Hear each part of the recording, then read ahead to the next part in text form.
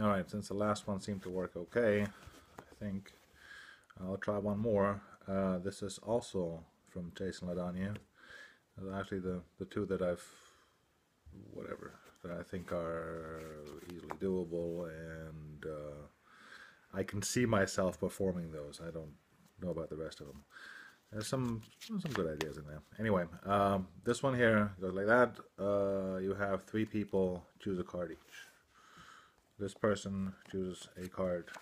This person chooses a card, and this person chooses a card.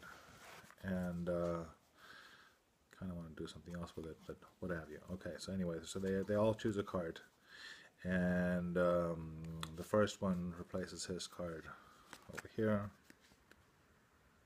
Try to stay in frame here. This person here replaces his card over here, and the last person replaces his card over here, close towards the bottom. And you very fairly do all that, and you say, I'm going to have this, well, the Jack of Diamonds from earlier, I'll have this guy help me find your card. Has to be somewhere in there. I'm not quite sure where, but I know it's somewhere in there, and it'll help me find that card, or your cards rather, all of your cards, and it'll help me find that, and do this by doing that. Give it one quick shuffle, and somewhere in there, I don't know much about your cards, but I know that one card was close towards the bottom, one, well, close towards the top, middle, center, not sure. But the Jack's going to help me. The Jack's going to tell me something about your cards. I know that if nothing else, they have red backs. I don't know, whatever. You're not impressed. I'll just do this, and lo and behold, the four Jacks showed up.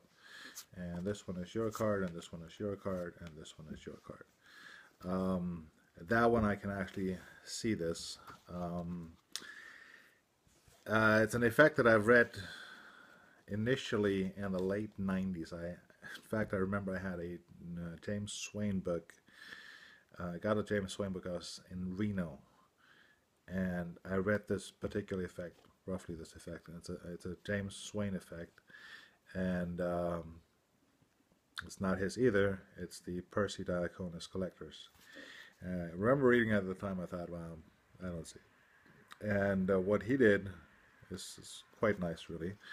I didn't do that this time, but what you can do is you can take a joker and turn the joker into a breather. That's just an idea that I have with it. Obviously, you don't have to, but you turn the joker into a reverse breather. You take the four jacks or four queens or what have you.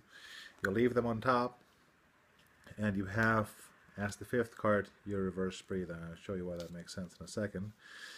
And you have three people choose a card each, whatever. Queen of, this is going to be the cards: Queen of Hearts, Three of Diamonds, and Seven of Diamonds, what have you. And usually when I do an under the spread sort of cull, I don't quite get what the point of a guide card is, but every time you read Darwin Ortiz, he's talking about something about a guide card. I haven't seen you use a guide card either. I don't get the point. But anyway, so in this case, you use the fifth from the top. In this case, you reverse breathe as a guide card, whatever that means. You have the first card replaced. You steal it under the spread underneath the guide card. You have the three of clubs replaced, and again it goes under the spread under the guide card. And then you have the last card also replaced under the spread, and you don't steal it under the spread anymore. You just leave those cards there. You may fan the rest of the cards, what have you, and all the cards are apparently lost to all but the gods. Now what you do is, he just does a quadruple turnover. You can do that. But as you know, I always like to show a single card before I do any multiple turnovers. And I do not feel guilty doing this, because if you're talking, you just showed it before. you show it again, whatever. Point being, it's a quadruple, but you showed it to be a single first. And now you have to do a Pharaoh shuffle. You don't have to do a Pharaoh shuffle in exactly the center. You have to do a Pharaoh shuffle below that guide card. Hence the use of having that guide card be a reverse breather, because you don't have to riffle through it. If you don't do that, you have to riffle through it until you see your guide card, your key card, if you will, and then you just do one out Pharaoh. That's as per the original. And what I didn't like, when you do just one out Pharaoh, well, then you just have to show that the four jacks mysteriously got together and found the cards or what have you. But what he does here, and I really like that part, he does the Joshua J. ribbon spread hideout by shuffling the cards together so that they're offset, and you don't quite square them. And now you can do a ribbon spread where none of the jacks show, only the top jack shows. You can then pick up the spread. You can also go through the spread and just show it's not a very neat spread. It doesn't have to be a neat spread. You just pick them up, and then you can take that jack one more time and show that it's really just a single, because it is just a single. And then you pinky count 6 cards, and you smack the top of the deck and spread all those cards, and lo and behold, of course, they found the 3 cards. Because why not? I haven't done this collector's bit yet, and just because I'm going to show you the collectors that I usually do, and it's from Card College, and the only reason why I'm going to show you is because I've done this for, I don't know, 20 years or so, and well, it's a worker. It's just something that I do all the time. There's nothing particularly interesting about this.